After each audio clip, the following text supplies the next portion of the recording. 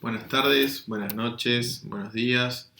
Este es un mensaje de respuesta a sus intervenciones en el foro sobre la modernización universitaria y la universidad de fines de los 50 y principios de los años 60 en la Argentina. Aquí, en estas intervenciones, yo lo que he notado es una diferencia respecto de las intervenciones anteriores, en primer lugar porque ya el nivel de participación es notoriamente más bajo, ¿sí? Hay muy pocas intervenciones en comparación con el principio del curso. En esta ocasión fueron 17, al principio del curso estábamos arriba de las 40 intervenciones. En segundo lugar, en esta ocasión he encontrado eh, la mayoría de las respuestas o de las intervenciones son adecuadas, pero hay una porción relativamente importante, más que otras veces, donde las respuestas son o muy desordenadas o eh, muy incompletas.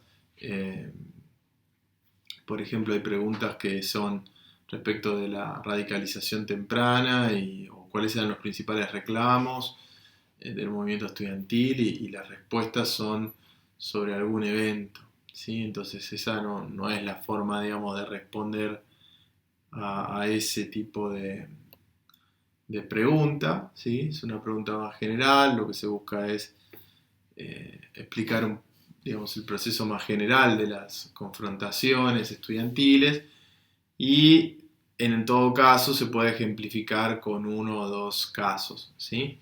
Eh, lo que salió bastante bien en general y es importante es digamos, la explicación sobre el carácter de la modernización universitaria.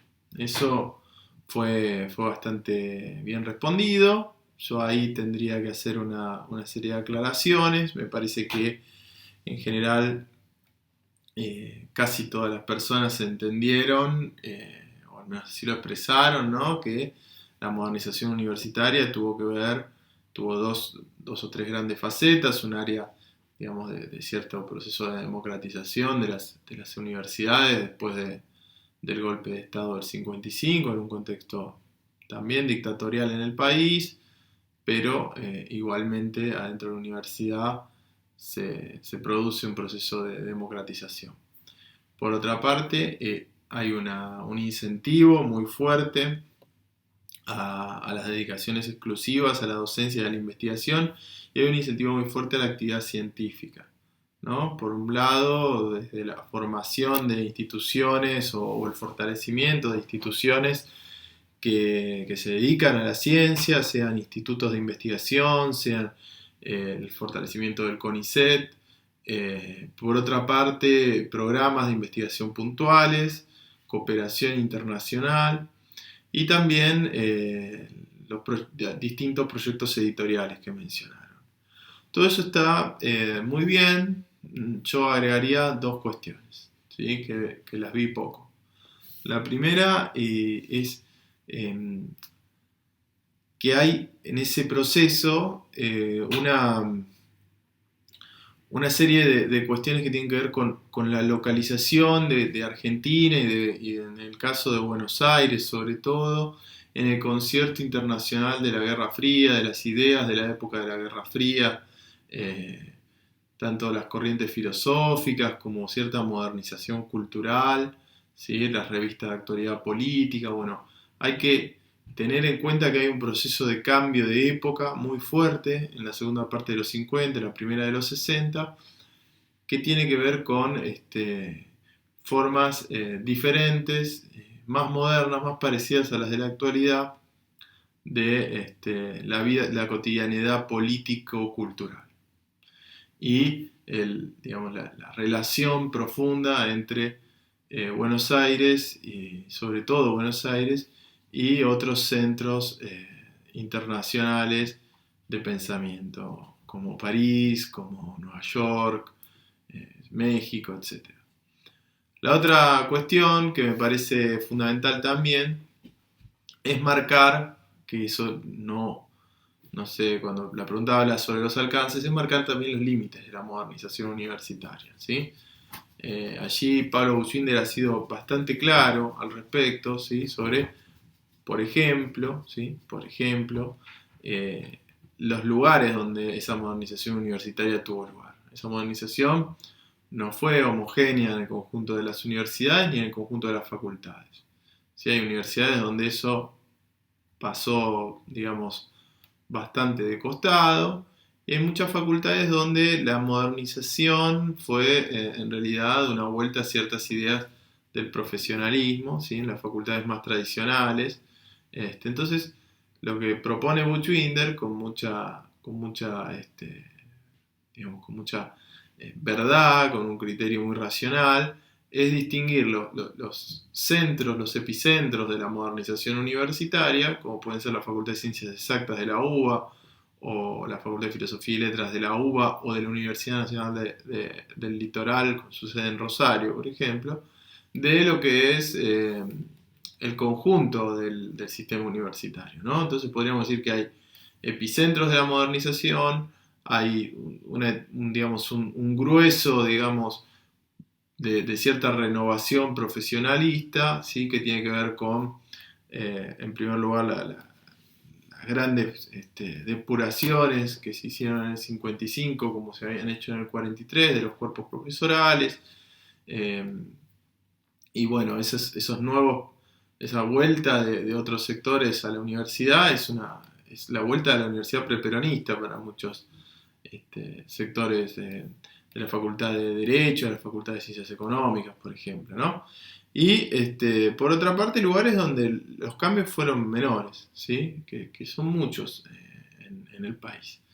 Bueno, pasado a eso, está la cuestión de la del conflicto laica o libre, ¿sí? Y este es un conflicto en el cual aquí aparecen, me parece, una primera cuestión que están bastante bien orientados quienes entienden que tiene que ver con el monopolio de las titulaciones por parte de las universidades públicas.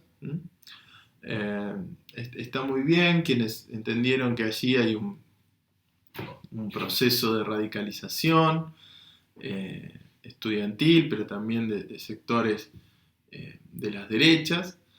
Pero lo que me parece que no queda tan claro en la conversación sobre laica o libre, les sugiero que vean el video de Juan Califa, por ejemplo, ¿sí?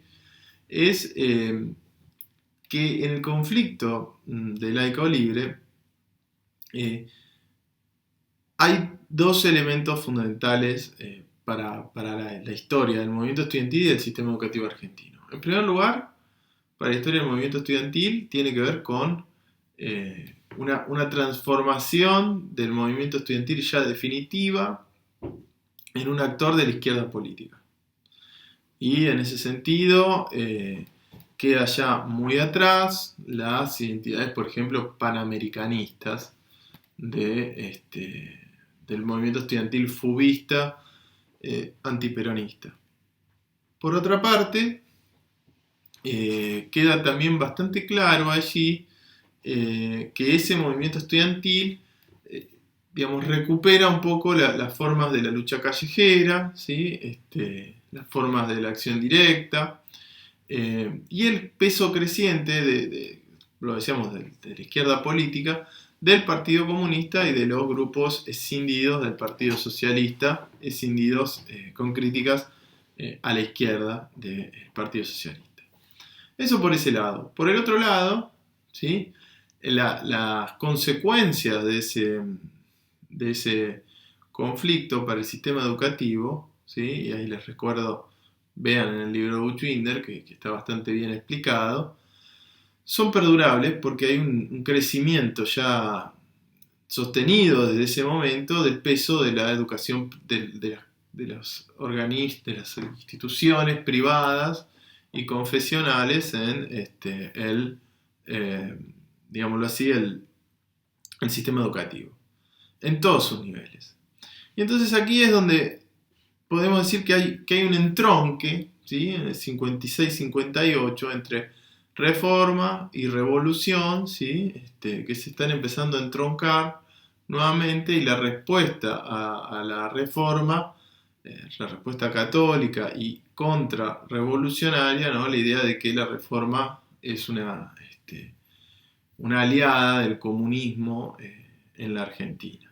Bueno, esos son elementos que son muy importantes tener en cuenta para entender el proceso de los años 60 y entender lo que tiene que ver con los reclamos del movimiento estudiantil durante los años 60, que son reclamos que empiezan a evidenciar esta temprana radicalización de la que habla Juan Sebastián Califa, ¿sí? Es decir, hay un proceso en el cual se van incorporando demandas.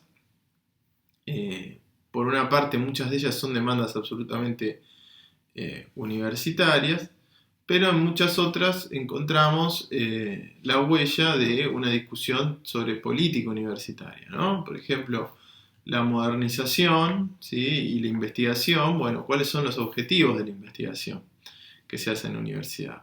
¿Es suficientemente bueno y deseable que se haga investigación en la universidad?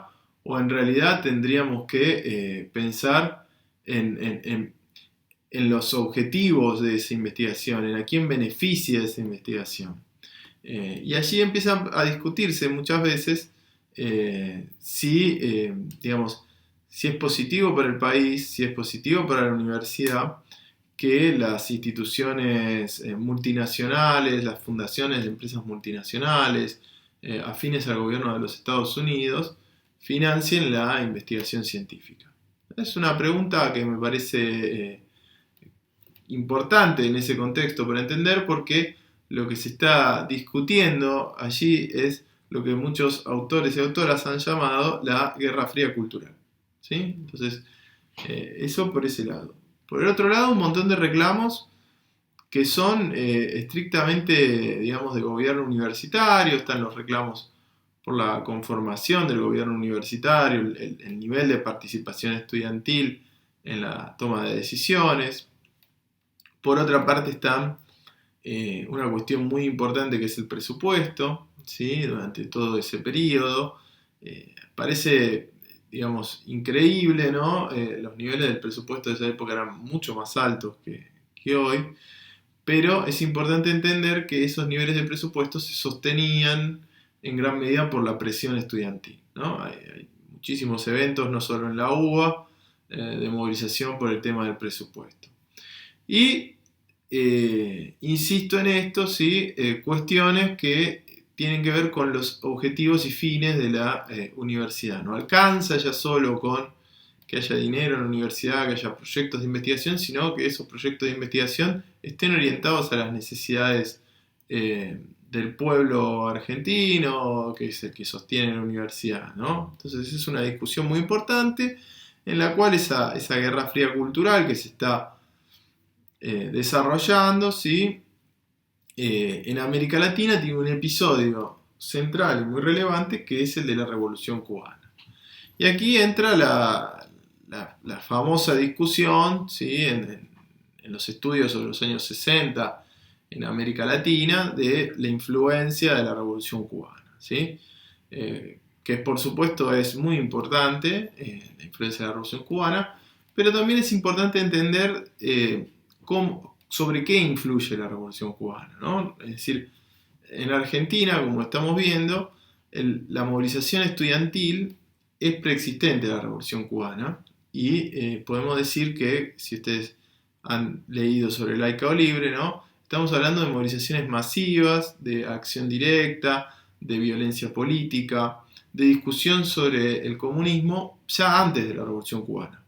Entonces, lo que importa en todo caso es que esa revolución tiene una influencia muy grande, porque hay aquí unas condiciones de movilización y de conflicto que son previas y son muy importantes, ¿sí? Entonces, esa, digamos, temprana radicalización en Argentina no es que se debe a la Revolución Cubana, pero la Revolución Cubana se potencia esa temprana radicalización porque ya está en marcha, ¿sí? Y es importante marcar, ¿sí? Aquí en general las respuestas no son un poco desordenadas sobre radicalización temprana, que estamos hablando de una discusión sobre, por ejemplo, los años 60, ¿sí? Cómo ordenamos y estudiamos los años 60. Ya supongo que lo han podido ver en la bibliografía sobre digamos, el siguiente tema, que hay una discusión, por ejemplo, en Francia, ¿no? Que nos trae Seidman, si estamos hablando del 68 o el 68 es un punto en un proceso más amplio. Esta misma discusión se da en México, esta misma discusión se da en Brasil, en Uruguay, ¿sí? En todos los países donde han habido grandes eventos de movilización a fines de los 60. La respuesta correcta, apropiada, es que lo que ocurre a fines de los 60 tiene sus raíces en los fines de los 50 y principios de los 60. Y la investigación que hizo Juan muestra todo ese camino en el cual se va transformando ese movimiento estudiantil de la época del peronismo a una nueva época ya de la Guerra Fría, muy marcado por la Guerra Fría, y muy marcado por una agenda de conflictos adentro de la propia universidad, que no se reducen a el espíritu de época, ¿sí? Bueno, con esto cierro. Mañana nos vamos a encontrar a las 17 horas para hablar de los años 60 en general, de los largos años 60, ¿sí? Desde el golpe de Estado contra el gobierno de Perón en el 55 hasta el comienzo del terrorismo de Estado en las universidades argentinas en el 74-75, ¿sí? Vamos a tener una conversación bastante larga, hay mucho para ver, para conversar, pero les pido que estén con toda la pila, ¿sí? Y las personas que están medio colgadas con el foro, que están, digamos, colgadas de no participar o que participan con lo mínimo, póngale pila también a eso, que tiene que ver con una construcción de un ejercicio, ¿sí? Tiene que ver con ejercitar la lectura y la reflexión sobre puntos centrales de los textos y de los temas que estamos hablando. Nos vemos el día viernes a las 17. Un saludo y cuídense.